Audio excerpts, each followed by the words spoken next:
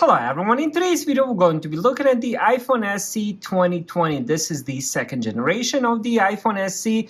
I've had it for so many years, and in today I wanted to do a review in the 2025 and talk about if this phone is still worth getting. So let's start first with the design and the size. It does have a pretty small size, 4.7 inch, talking about the screen itself, but overall the phone itself doesn't feel that small. Now on the front you do have the Touch ID. Now Touch ID is pretty much a fingerprint sensor, so all you have to do is just apply your finger there and it's gonna open and unlock your phone. Now you can also end up doing double tap as well. Now when it comes to the bottom, it does have the lightning port, which is old technology. All the newer iPhones and the Androids use the USB-C, but the rest of the design is pretty attractive. It does have this aluminum frame. Now obviously what I have here is their product red color, and I think it's probably one of the most attractive colors I've seen on the phone probably ever. I'm actually very disappointed the Apple doesn't make them in the product red color anymore. I'm not sure why. This is by far the best looking color for any phone.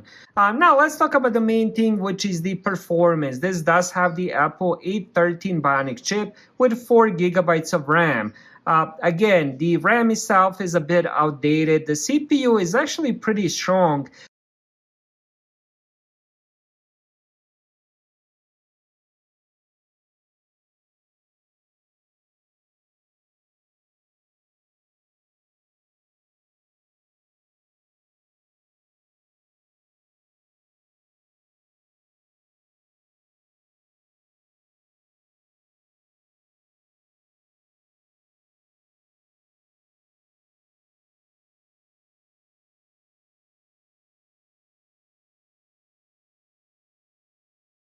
So that was a little bit of gaming. As you guys can see, handle set with E. So if you want to play games like that, Subway Surf, Temple Run, Candy Crush, and arcade games like that, it performs really good.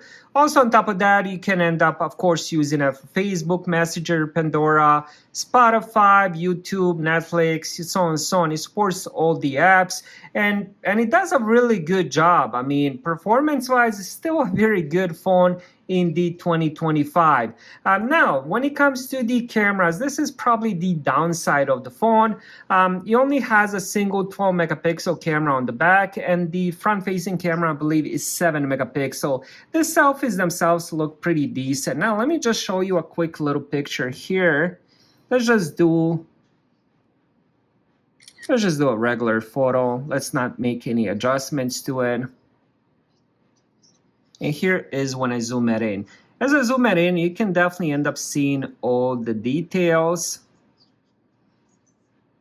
And even if I zoom it in more, I mean, the quality of it still looks pretty good. The cameras themselves are pretty average. Now, they're not going to compete with any of the newer iPhones, but they can actually compete with some of the budget phones. Matter of fact, I do have quite a lot of Android budget phones that have been released in the 2024, 2025, and these cameras, for me at least, they look much better.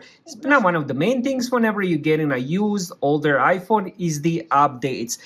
And I gotta say, the iPhone SE 2020 still gets all the latest updates. So right now, this is the 18.3.1. This is the latest update. This is what my iPhone 16 has, which is really impressive. Apple has been supporting older devices for quite a long time, and this one is no exception. So now, one of the best things about the iPhone SE 2020 is the affordability. This is by far the most budget-friendly iPhone you can end up getting. I don't think you're gonna find any more of the iPhone 8s, iPhone 10 or anything like that. I believe this is the last one that's still in the market and by far the most affordable one. So if you want to end up trying the iOS and see if you like it, this is the phone to get. So in 2025, if you're looking for the most budget-friendly iPhone out there that still performs amazing, that can handle games, Netflix, Spotify, browsing, and stuff like that, and still has a decent battery life and decent cameras, this is the phone I would definitely recommend. Thank you guys for watching. Have a great day.